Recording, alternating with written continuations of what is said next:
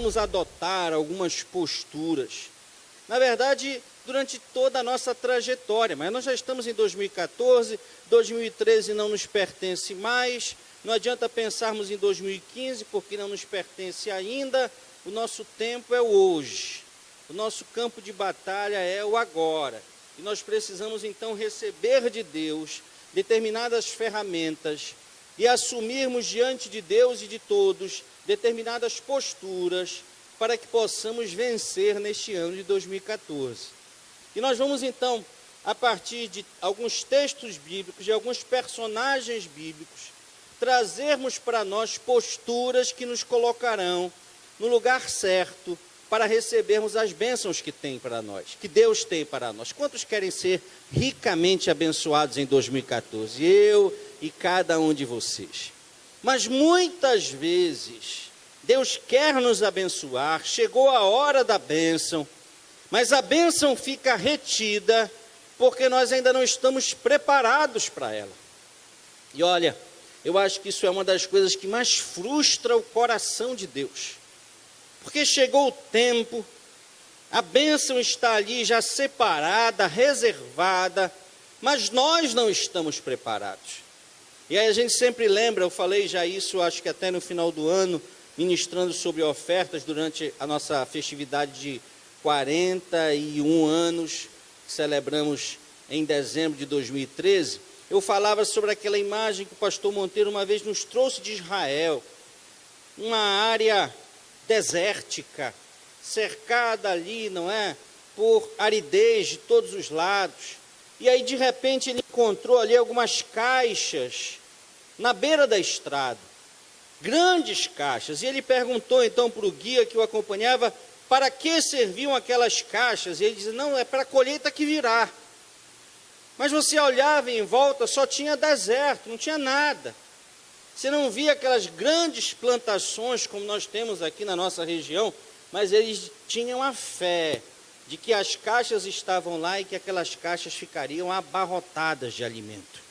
Esse nível de fé que eu e você precisamos ter em relação a esse novo ano. Só que as caixas precisam estar lá. Porque se não houver o depósito adequado, aquele alimento dado, aquela bênção dada por Deus pode se perder, pode se estragar. Nós vemos isso, encontramos isso na história de José. Por que José foi colocado na condição mais elevada depois de Faraó no Egito? Porque ele teve a visão do período de fartura e depois do período de fome, de seca. E ele se preparou para a bênção. E a principal tarefa, a principal atitude que José realizou foi construir grandes espaços para armazenar os 7 anos de bênção, a colheita daqueles 7 anos que representavam as vacas gordas. Porque quando viesse o período da fome, da seca, eles tinham alimento depositado, alimento guardado. E às vezes nós ainda não temos esses depósitos prontos. E aí, muitas vezes, perdemos parte da bênção, perdemos a bênção, não recebemos no tempo que Deus já queria nos abençoar. Porque se Ele nos abençoar desta forma, naquela intensidade projetada por Ele, naquele padrão de excelência que só Ele pode conceder as bênçãos que tem para nós, nós não vamos aproveitá-las adequadamente. Eu queria então compartilhar com os amados e amadas nessa noite a respeito dessas condutas, dessas posturas que nós precisamos assumir, adotar para recebermos as bênçãos que Deus tem para nós nesse novo ano que há poucos dias se inaugurou. E o primeiro personagem é pouco conhecido, mas tem uma das mais belas histórias que eu considero. Ele inclusive inspirou a minha geração de discípulos a assumir o seu nome, que é a geração Samar. E a história desse Samar está aqui em 2 Samuel, no capítulo 23. 2 Samuel, capítulo 23.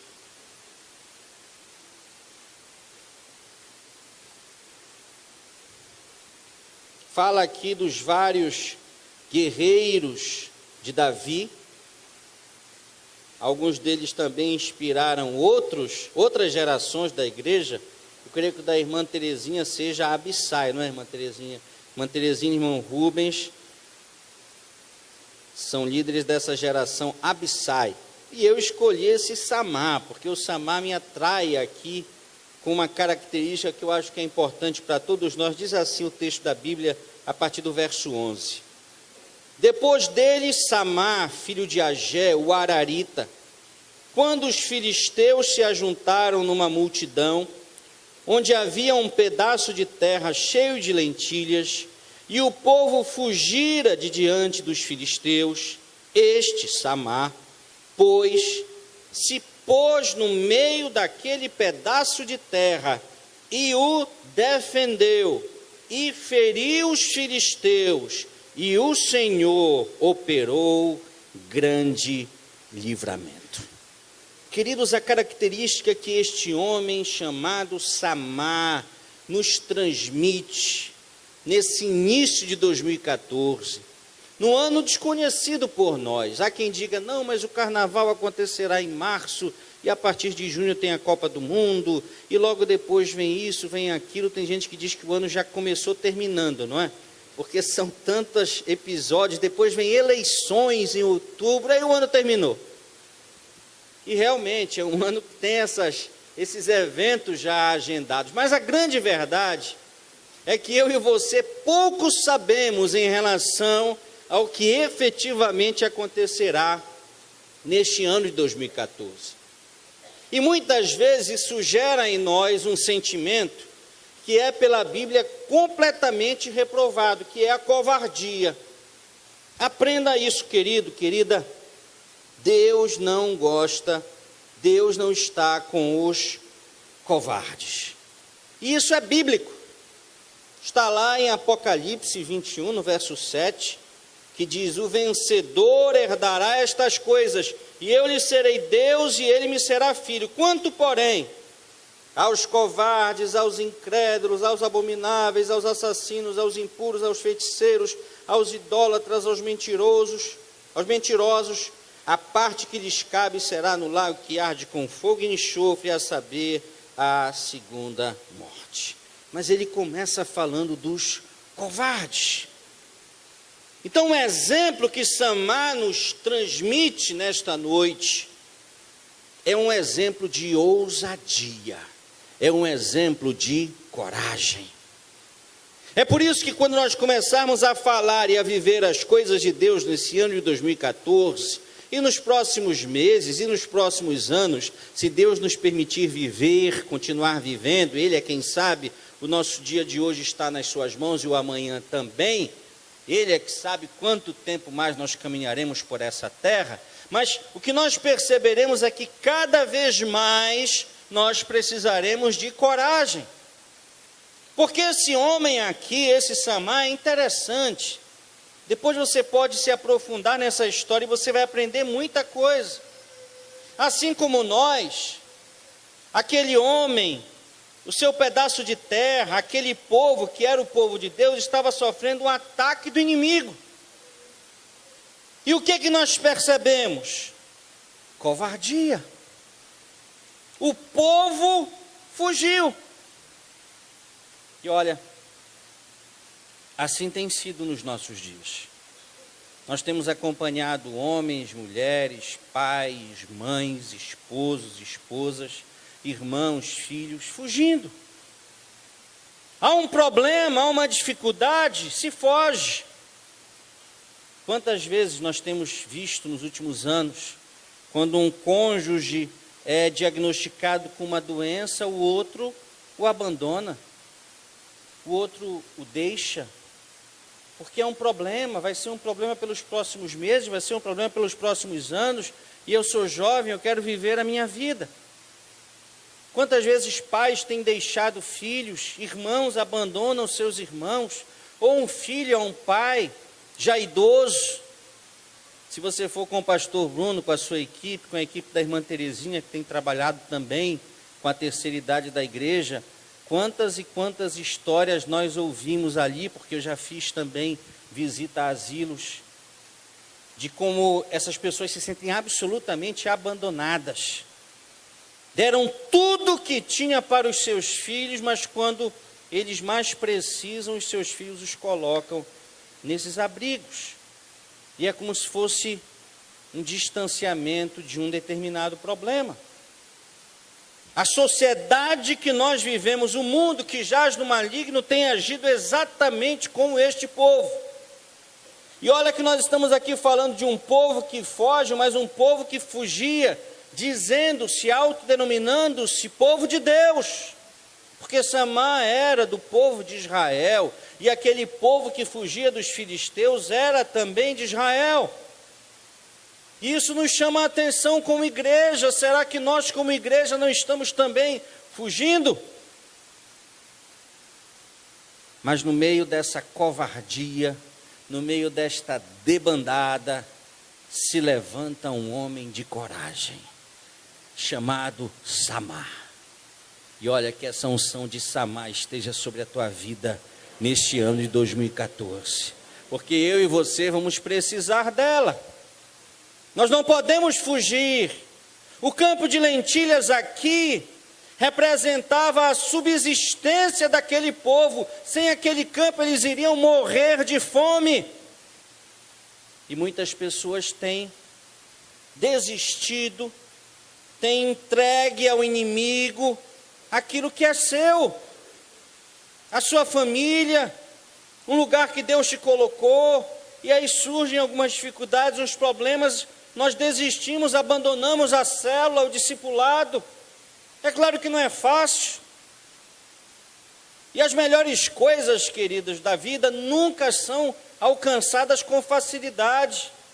O próprio reino de Deus, por mais que seja nos dado de graça, pelo sacrifício de Jesus na cruz do Calvário, nós sabemos que conquistá-lo, que nos mantermos nele, requer sacrifício. Jesus chegou a dizer que ele é tomado pela espada, e não é obviamente a espada física, mas é a força, é um posicionamento espiritual de coragem que eu e você precisamos ter. E aí esse texto é interessante porque ele nos fala algo fantástico, que quando aquele homem permaneceu, porque vejam, Samá, e a gente costuma dizer isso, não é? Até como um ditado, para as pessoas não serem valentonas, para que o homem não assuma essa postura de ser o corajoso, o herói. A gente costuma até dizer assim, olha, mais vale um covarde vivo do que um herói morto. É que é para a gente não fazer loucuras por aí, não é? Nesse mundo tão violento em que nós estamos. Mas naquilo que é essencial para a vida, naquilo que é importante para Deus, nós temos sim que ser corajosos. Basta lembrarmos dos apóstolos, dos discípulos de Jesus na igreja primitiva, e essa narrativa, esse fato sempre me chama muita atenção, porque Atos dos Apóstolos nos informa que eles foram presos e levados ali para um cárcere e sofreram chicoteamentos, sofreram humilhações, e veio alguém que os proibiu, olha, nós vamos soltá-los, mas que vocês nunca mais pronunciem esse nome Jesus. E a primeira coisa que eles fizeram saindo dali foi pregar o evangelho de Jesus. Aí não deu outra, eles foram presos novamente, não é isso na dinâmica da história lá de Atos. E aí aqueles homens disseram, mas nós não os proibimos de falar desse nome de Jesus. E aí veio aquela frase que precisa fazer muita diferença na minha vida e na tua vida. Mais importa agradar a Deus do que a homens. E nas nossas vidas, queridos, muitas vezes nós vamos desagradar todo mundo e faremos, se for para agradar aquele que nos chamou, o nosso Senhor e Salvador Jesus Cristo. Aplauda o nome dele, ele é digno.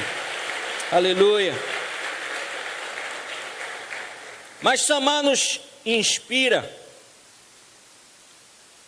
porque Samá foi tão corajoso, que não pela força do seu braço, porque ele não teria tamanha habilidade na espada para isso, mas ele, em nome do Senhor dos Exércitos, em nome do Deus de Israel, ele venceu aqueles inimigos.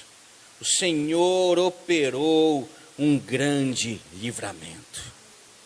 E aí nós temos a absoluta certeza de que com Deus, eu e você, somos sempre maioria. Porque Ele é o general invicto das batalhas.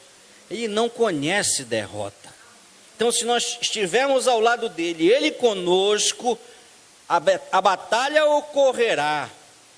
Algumas perdas nos alcançarão, sem dúvida nenhuma, mas no final da batalha, nós é que estaremos empunhando a bandeira da vitória. Tenha certeza disso, eu e você. Coragem.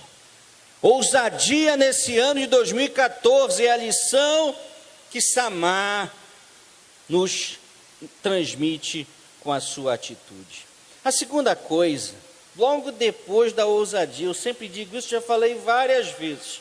Então, se você achar que eu estou repetindo alguma coisa, não é impressão, eu estou repetindo mesmo. Porque, olha, tem muitas vezes que nós ouvimos uma ministração e somos muito inspirados por Deus. Pode ser na igreja, pode ser na célula, num DVD, ouvindo a rádio.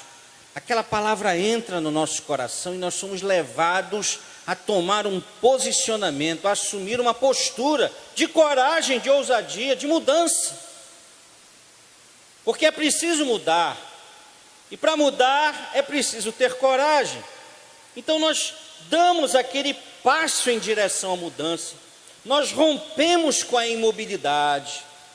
Nós, em ousadia, damos um salto de fé. E a fé muitas vezes é dar um salto no escuro, confiando que a mão de Deus nos sustentará. Mas o que acontece? É que nem sempre aquela atitude ela é bem compreendida por aqueles que nos cercam. E aí nós acabamos tendo fé, coragem, ousadia, mas nós não temos persistência, nós não temos determinação. Nas famílias a gente sempre fala que quando alguém cometeu muitos erros, o que vai fazer diferença para que as pessoas acreditem que você mudou, é preciso uma sequência de acertos. E às vezes a pessoa muda, e muda de verdade. Eu falava isso um dia desse lá na IFAL. Que a pessoa se converte, a pessoa muda, a pessoa estabelece um compromisso, um pacto, uma aliança com Deus, mas ninguém sabe. E aí ela chega em casa, parece aquele menino da família Dinossauro, o pai da família Dinossauro, não é? Qual era o nome dele? Era o Dino, né? O Dino da família Dinossauro. Aí ele abre a porta de casa e diz assim: querida família, cheguei, não é? Mudei. E aí vem o baby dizendo: não é a mamãe, não é a mamãe, não é a mamãe. Isso é da nossa época, né? Os mais jovens nem sabem o que é isso. Mas é isso, é a pessoa que mudou. E ela quer gritar para todo mundo, ela quer anunciar que ela mudou. Mas num primeiro momento haverá desconfiança. Errou muito, falhou muito, decepcionou muito. Já disse outras vezes que tinha mudado e não mudou. E aí nós queremos que as coisas sejam imediatas, que todo mundo mude com a gente, que todo mundo acredite que nós mudamos. E nem sempre isso acontece. Aí vem o desânimo. Vem um sentimento de arrefecimento, como se diz, não é? Parece aquela água que é colocada numa brasa, não é? Sobe aquela fumaça, perde a força, não tem mais aquela mesma intensidade. E aí nós temos que entender que depois de sermos corajosos, ousados, é preciso termos firmeza, determinação. Nós não vamos retroagir por qualquer coisa, por qualquer nova oposição, por qualquer palavra que surja, dizendo: ah, mas tu já fizeste isso, agora tu queres ser o nosso professor, agora tu queres ser o nosso mestre, agora tu queres ser o santo, agora tu queres ser o bonzão. Mas olha o que tu fizeste no passado, não é? E começam a falar dos nossos erros, das nossas falhas. E vejam, não são mentiras, nós fizemos aquilo, nós falhamos, é verdade. Mas agora nós estamos com uma outra postura. Não é fogo de palha, não é algo apenas da boca para fora, não, é algo do coração, da mente. E além da coragem, da ousadia, eu e você precisamos de firmeza, de determinação, de certeza. E aí não há maior expressão dessa determinação, dessa certeza do que Josué. Olha que homem fantástico, Josué. E lá em Josué capítulo 24, nós vamos encontrar aquela famosa narrativa, mas que sempre merece de nós uma nova visita, aquele momento de transição, no final do livro de Josué, no final da jornada de Josué. Ele já precisava passar adiante o bastão da liderança de Israel, já tinha trabalhado muito, já estava fisicamente cansado, mas com vigor, com coragem, já tinha lutado e batalhado muito pela ocupação da terra de Canaã, não tinha chegado ao fim da jornada. Isso é algo que deve nos desafiar, porque nós estamos sempre num processo de recomeço, todos os dias, toda semana, todo mês, todo ano, desse recomeço constante. Nós não podemos realmente pensar que depois que alcançamos algo, tudo terminou, tudo parou, não. Assim é na vida profissional, assim é na vida acadêmica, estudantil, assim é na vida ministerial. O tempo todo nós estamos recomeçando. E Josué estava nessa fase aqui, no capítulo 24 do seu livro. Mas ele percebia que no meio do povo, alguns estavam titubeando, alguns estavam em dúvida.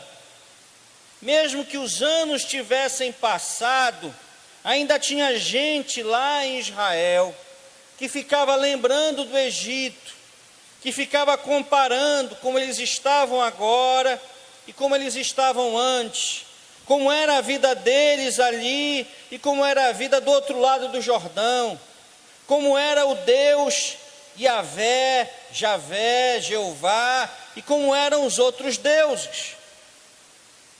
E olha, nós encontramos hoje no meio da igreja muitas pessoas assim, muitas pessoas indecisas, muitas pessoas com lembranças do tempo que eram de uma outra igreja, de uma outra religião. E isso precisa sair de dentro de nós. Nós costumamos dizer que o maior problema de Israel, daquela primeira geração que saiu do Egito, é que Israel saiu do Egito, mas o Egito não saiu de dentro de Israel. E tem crente que é assim, tem evangélico que é assim. Agora ele se diz de uma outra igreja, agora ele se diz de uma outra religião, agora ele diz que saiu do mundo, porque eu não sei se você sabe, igreja é uma palavra já traduzida, que vem do grego eklésia, que é a junção de duas palavras gregas, ekkaleo, que significa chamados para fora. E a ideia da igreja vem das assembleias gregas, nas quais havia uma reunião que era fora da cidade.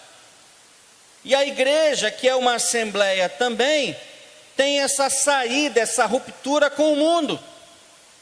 Então nós dizemos, é por isso que nós somos tão cobrados onde nós estudamos, é por isso que nós somos tão cobrados onde nós trabalhamos. E às vezes você diz, poxa, mas por que não cobram ali daquele que é espírita? Porque os espíritas têm a sua doutrina também, a sua doutrina moral. Por que não cobram daquele dali que é judeu? Por que não cobram daquele dali que é católico? Só cobram de nós que somos evangélicos? Por que só se estampa nos jornais a designação de alguém que é evangélico? Não se diz motorista católico, motorista espírita, não. É só o motorista evangélico que fez isso. Por quê? Porque nós dissemos que éramos ou que seríamos diferentes. E há um peso de responsabilidade, de cobrança a nosso respeito. Se nós disséssemos que éramos tolerantes a respeito de tudo que se faz no mundo, não haveria essa cobrança. Mas nós dizemos que fazemos parte da igreja, de um povo diferente, de um povo chamado para fora.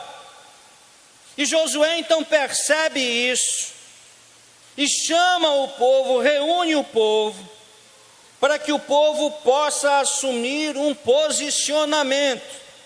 E é o que está aqui a partir do verso 14 de 24, que diz assim: agora, pois, temei ao Senhor e servi-o com sinceridade e com verdade. E deitai fora os deuses aos quais serviram vossos pais da além do rio e no Egito, e servi ao Senhor. Porém, se vos parece mal aos vossos olhos servir ao Senhor, escolhei hoje a quem sirvais. Se aos deuses a quem serviram vossos pais que estavam da além do rio, ou aos deuses dos amorreus em cuja terra habitais. Porém, eu e minha casa serviremos ao Senhor. Josué era um homem determinado. Ele coloca as coisas com muita clareza, com muita objetividade. Olha, há muitas alternativas aqui. Alguns ainda estão pensando lá no Egito, alguns estão pensando nos amorreus. Nós estamos vivendo entre os amorreus. Assim como para Samar era mais fácil fugir e ninguém iria criticá-lo, ninguém ia chamar Samar de covarde. Provavelmente ele foi chamado de louco, de ficar ali na terra, quando todo mundo correu, quando todo mundo fugiu. Ninguém iria chamá-lo de covarde. Da mesma forma, Josué não estava nem estabelecendo aqui um julgamento, não. Olha, servir aos deuses dos amorreus, em cuja terra habitais, é uma coisa que até seria compreensível. Agora, eu fiz a minha escolha. Eu tenho os mesmos desafios que vocês. Eu tenho lembranças do Egito, até porque Josué e Calebe, diferentemente de todos aqueles que os cercavam, saiu do Egito. Ele conhecia os deuses egípcios. Ele conhecia os deuses dos amorreus, eles estavam morando lá. E havia muita crença nesses deuses. Mas mesmo numa terra estranha, como ainda era a Palestina daquela época, ele disse: eu estou determinado, eu já fiz a minha escolha, eu e minha casa serviremos ao Senhor. E olha, queridos, da mesma forma como aconteceu com Samar, porque depois o povo voltou, depois que Samar matou os filisteus, com a ajuda de Deus, com a intervenção divina, o povo voltou. Da mesma forma, nós podíamos pensar: Josué ficará só, Josué falará só, como João Batista, uma voz que clama no deserto. Não. Se você continuar lendo o texto, você vai ver que o povo responde no verso 16: então respondeu o povo e disse: nunca nos aconteça que deixemos o Senhor para servir a outros deuses, porque o Senhor é o nosso Deus. E aí você verá exatamente isso acontecendo na sua vida, na sua casa, na sua família, neste ano de 2014. Se você for persistente, se você for determinado, se você começar a colocar as bases da sua fé na certeza e não na dúvida, você perceberá como as pessoas te acompanharão. E as pessoas dirão: eu quero o Deus dele, eu quero o Deus dela, porque esse é o verdadeiro Deus. Por mais que estejamos cercados de idolatria e de outros deuses, mas só há um Deus com D maiúsculo, e esse é o que nós servimos, amém? Vamos aplaudir o nome dele, porque ele é digno, glória a Deus.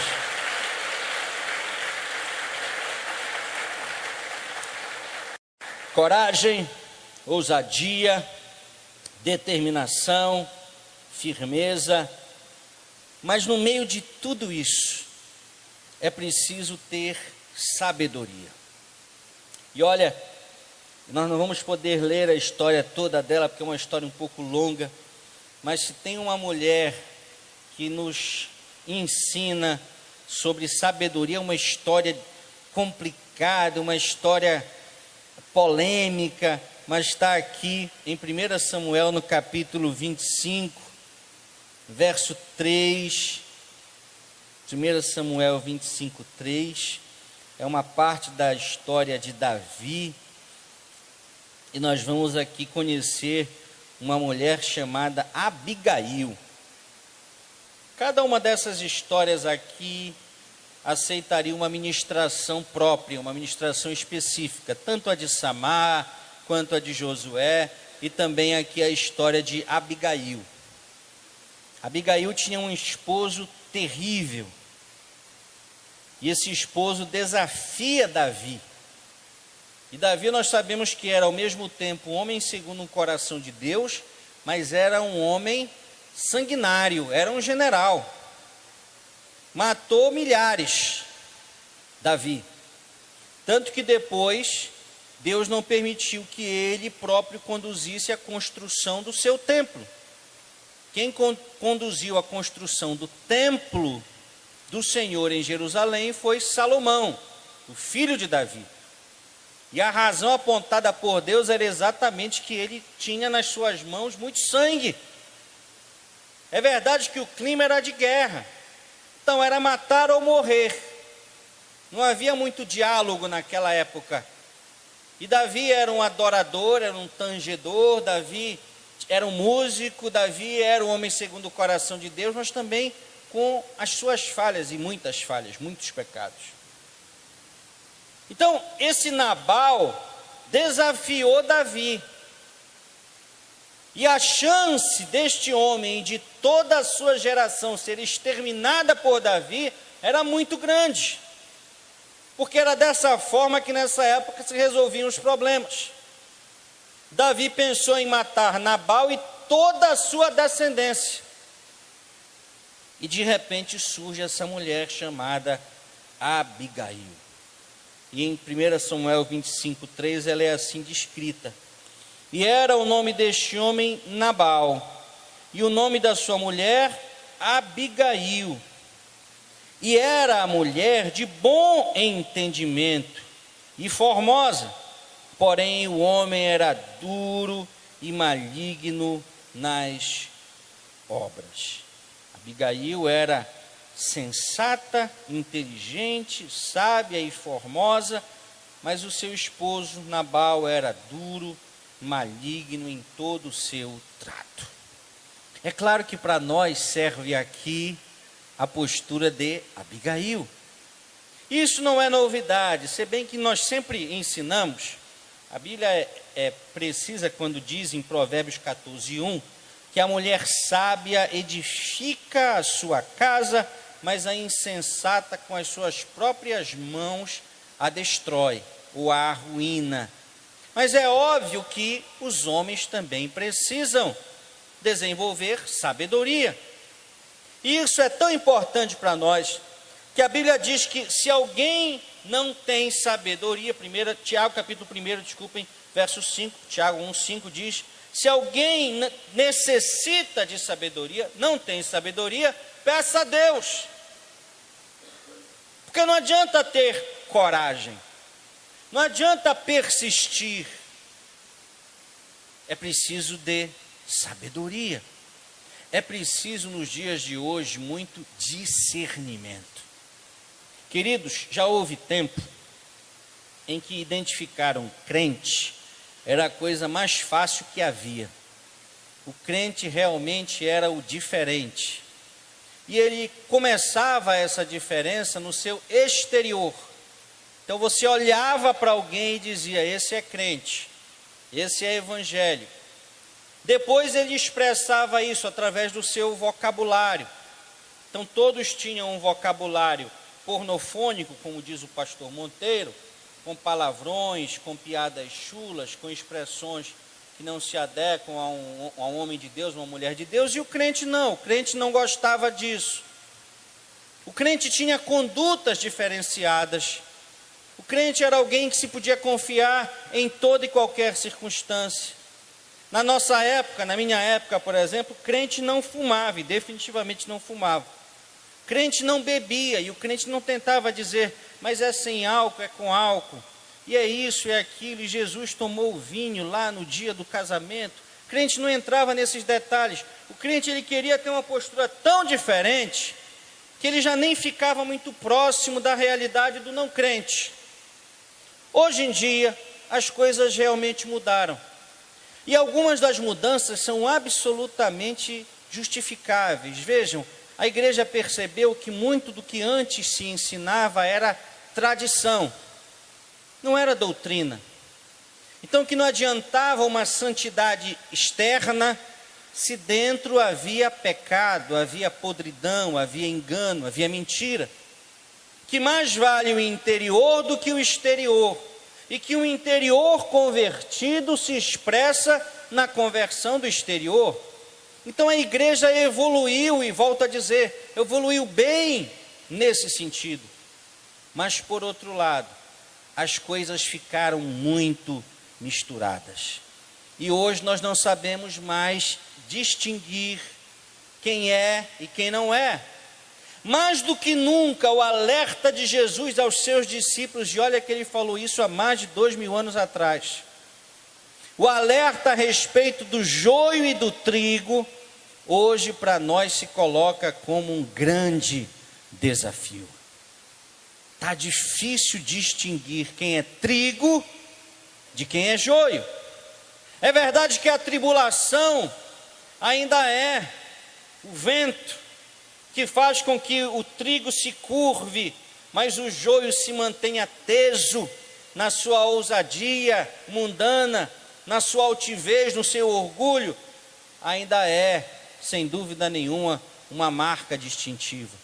Mas nós precisamos de discernimento, nós precisamos de sabedoria, nós precisamos de prudência, nós precisamos desenvolver essas habilidades, e elas podem ser desenvolvidas a partir de cursos, a partir de seminários, elas podem ser desenvolvidas no discipulado, no aconselhamento. É por isso que nós não podemos querer aparentar algo que não somos para o nosso líder, para o nosso discipulador, não.